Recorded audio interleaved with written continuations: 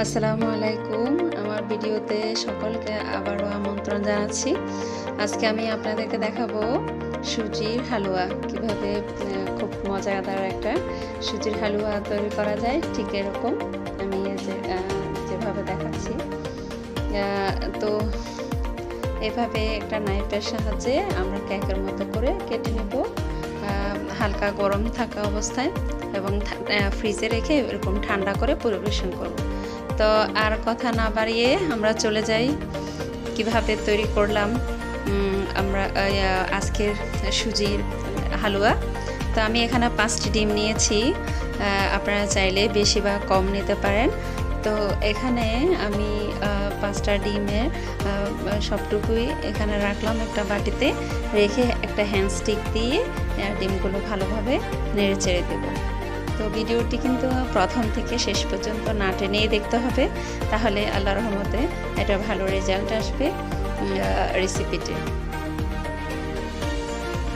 এখন আমি এখানে 1 কাপ পরিমাণ চিনি দিয়ে দিলাম, দিয়ে ভালো করে মিক্স করে নিব ডিমের সাথে।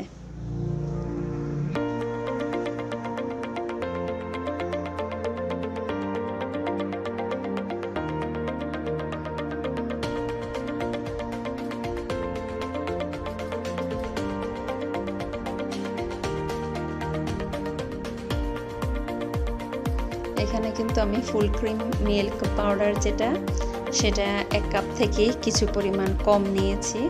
তো যখন চিনিটা মিক্স হয়ে আসবে তখনই আমি এখানে দুধ পাউডারটা দিলাম, দেওয়ার পরে সেটা আবার মিক্স করব।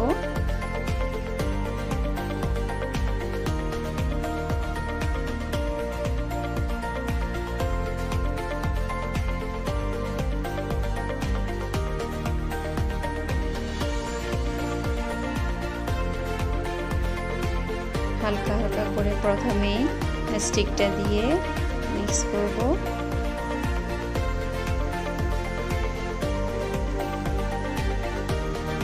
এখন দিয়ে দিলাম 1 কাপ থেকে আধা কাপ সুজি। এটা টেলেও দেওয়া যায় অথবা কাঁচাও দেওয়া যায়। এখানে আমি টেলে না দিয়ে সুজিটা কাঁচা ইউজ করলাম।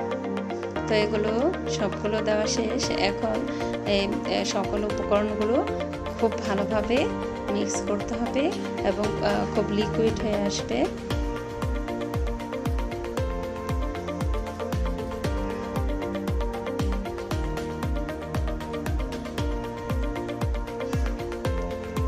বাটিটাকে এরকম চারপাশ দিয়ে ঘুরিয়েও করা যায়, তাহলে মিশ্রণটা খুব ভালো হয়। এখানে আমি 1 কাপ পরিমাণ ঘি দিয়েছি, 1 কাপ পরিমাণ ঘি, ভালো মানের ঘি।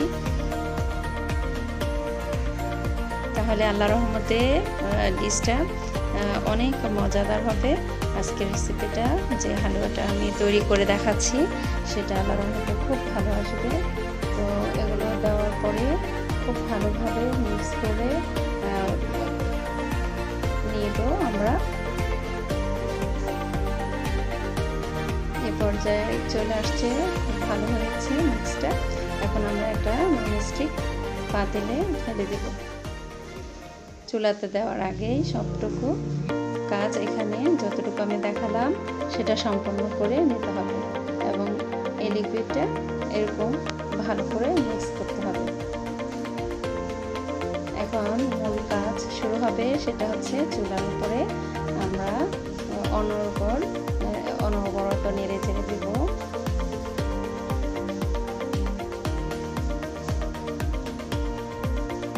চুলার আঁচটা কিন্তু লো থেকে মাঝারি হিটে হতে হবে, হাই হিটে হওয়া যাবে না, নাহলে হাই হিটে দিলে রেসিপিটি নষ্ট হয়ে যাবে, পুড়ে যাওয়ার সম্ভাবনা থাকবে। কেননা এখানে দুধ আর ডিম থাকার ফলে এভাবে ভালো করে নেড়ে চেড়ে দিতে হবে, তাহলে সুজির যে মিশ্রণটা আছে সেটা অনেকটা সফট হয়ে আসবে এবং সুজিটা গলে যাবে খুব ভালোভাবে।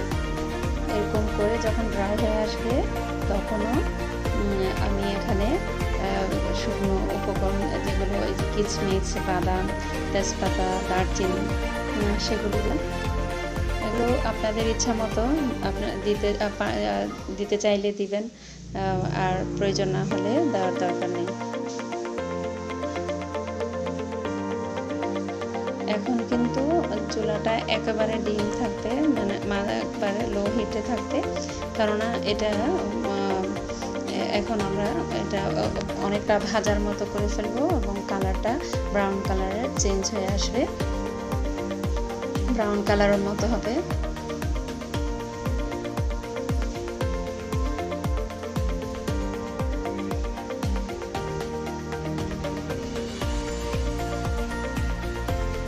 এটা কিন্তু নাড়ার মধ্যেই স্টিক দিয়ে যতটুকু অনর্গল নাড়া যায় ঠিক ততটাই আজকের রেসিপিটা মূল বিষয়টা। তো আমি যেভাবে আপনাদেরকে প্রথম থেকে শেষ পর্যন্ত দেখাচ্ছি সেটা হচ্ছে সেরকমই আপনারা আশা করি করবেন, তাহলে আমার মধ্যে খুব মজাদার একটা ডিশ রান্না হবে আজকে। এটা মূলত আমরা শবে কদর, শবে বরাতের সময় আমাদের হালুয়া তো অবশ্যই করতে হয় সবারই।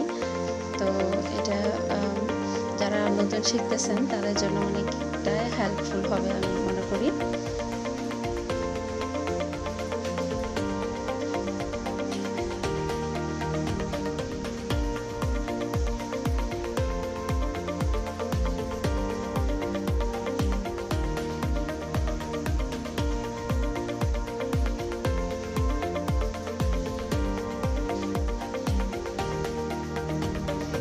অনবরতই কিন্তু নাড়তে হবে, কেননা কিছুক্ষণ পরেই আমরা এটা নামিয়ে ফেলবো। প্রায় হয়ে আসছে, এখন একটা পাত্রে আমরা নিয়ে ফেললাম।